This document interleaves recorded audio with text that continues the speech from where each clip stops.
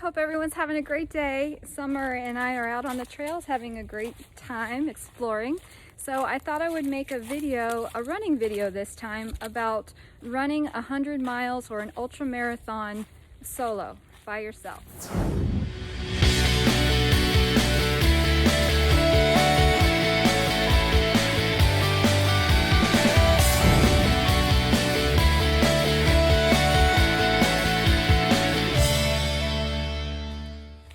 So I have done quite a few 100-mile races. I've lost count, but I think I'm around 15 or 16.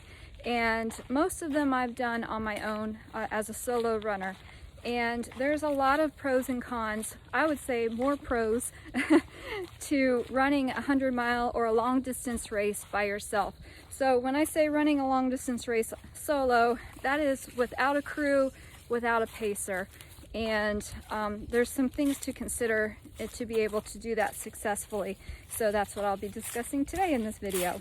So the very first 100-mile race I ever did, I did do it solo, and you know, it was tough. It was a tough race, and since then I've done quite a few solo, and now I prefer it because there's a lot less logistics to plan for if you are doing something like that. So first of all, traveling. If you're traveling with a crew or even just one person, it can be a lot more to figure out and calculate and coordinate.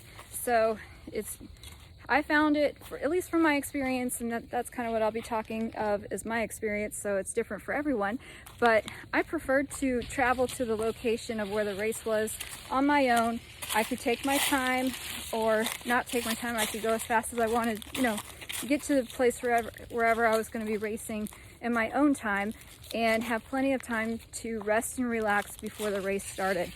In my opinion, it is important to be calm, restful, mindful, and ready to tackle an event like that. So I preferred the solitude so that I could read my book, rest, get as much sleep as I could, and really take it easy before a big event. It helped me a lot. So that's easier to do if you don't have a crew with you. Another thing is you can do everything on your own time schedule. So I kind of like to have a lot of organization. I have my drop bags ready. I check them over. I like to get to, you know, the pre-race meeting in plenty of time to drop off my bags, get my stuff, ask any questions about the course, or if I had anything to figure out, set up where I was going to be. A lot of times I would try to stay, you know, camp out right where the race would start. If that's an option, I usually try to do that. So it's nice to take your time to be able to do that. If you don't have a crew, it's easier to do things on your own time frame and schedule. And getting rest. Rest is, of course, priority before such an event.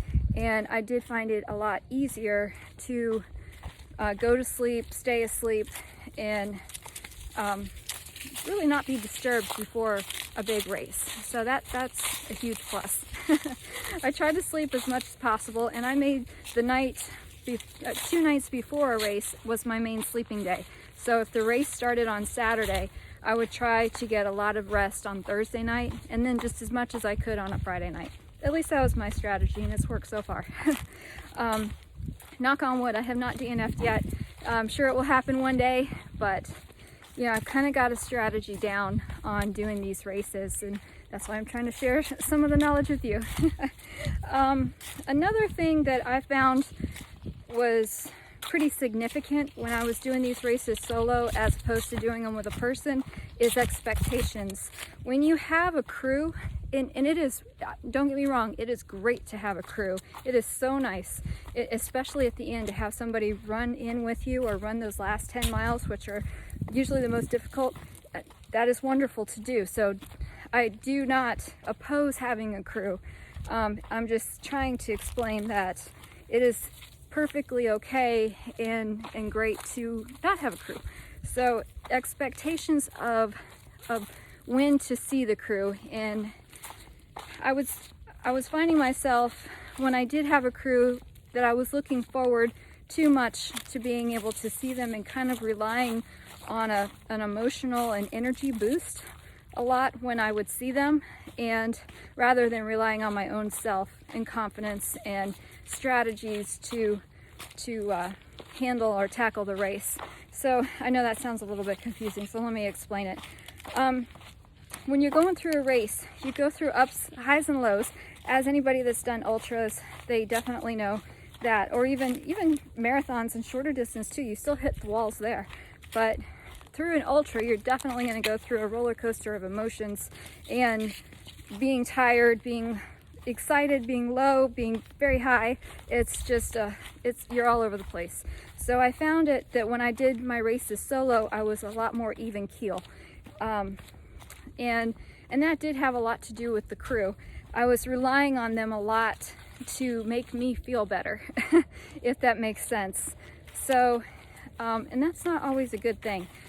It was if I was frustrated with something, or if I was sad about something, I was looking to them too much to fix it, rather than rely on my own self or work through it in my mind. I am a slow, steady runner, so I am not one of those speed demons out there. I'm out there for quite a long time.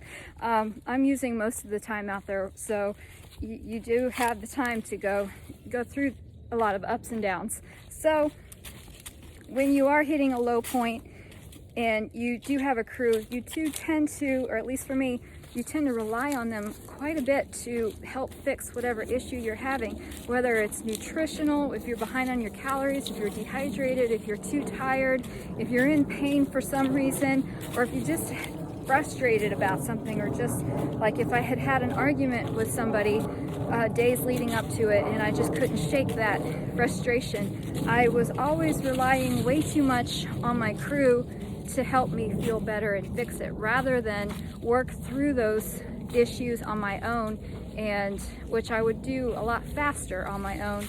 And I know what the strategies are to fix something. Like if you're behind on calories and water, slow down just a little bit, take a break, be sure you eat something. But when you're solo, it's more clear, if that makes sense. But when I'm with a crew, I more so relied too heavily on them to tell them what my problem was and expected them to fix it. So that is nice to have. That is nice to have that resource, especially if you've got a great crew that kind of knows what's going on and knows you, and know they can help you. And that's great to have. But going and doing all these races solo, I found it a lot easier to almost rely on myself to get through various issues that I would have throughout the race. So just keep that in mind. And you're very proud of yourself if you can get through such a race that is difficult, and you do it on your own. It's a wonderful feeling. You are very proud of yourself, although you do get lonely out there.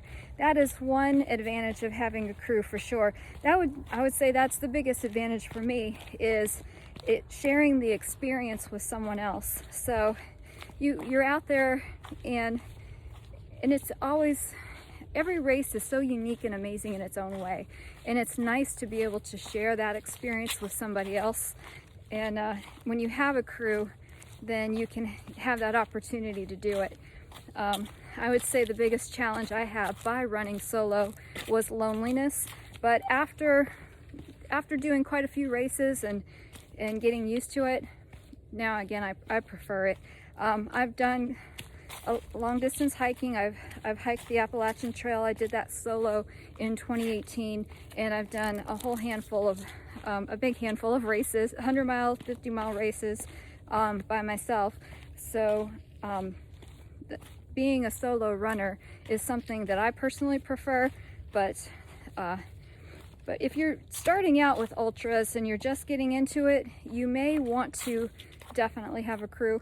I should have done that the first ultra I did, because there's a lot that you don't know, or it's nice to have somebody else help you figure some of the issues out, especially initially until you get your strategy down solid. I would highly recommend having somebody, or at least somebody that you can call. There's been races that I've done it solo, but I had someone on standby that I could call in case I had a problem. And it's usually just emotional support, but that has been incredible. And they'd give me just what I needed. I would talk about whatever was on my mind, whatever issue I was having, and usually by just talking about it, I could figure out what I needed to do, or just let it go. And I would continue on the race and not have a problem. So that's an option too. If you can't have a crew, just have someone that you can call. Yep, so I would recommend that. But try it both ways. Try doing an ultra race with a crew, try it without a crew, see what you prefer and what you like. I know a lot of the higher upper level elite runners, of course they have to have a crew to pace them or give them resources that they need, because they're really trying to place and nail down their strategy, and they can benefit from the crew and having that. But I'm just telling you this information as a slow, steady runner, not a professional, that running solo is not so bad. But hope you have found some of this useful, and get out there and give an ultra a try that you do on your own. You'll be very proud of yourself. I have no doubt. It's a lot of fun, a whole new experience doing it with a crew and without. So go find out which one or which way works best for you.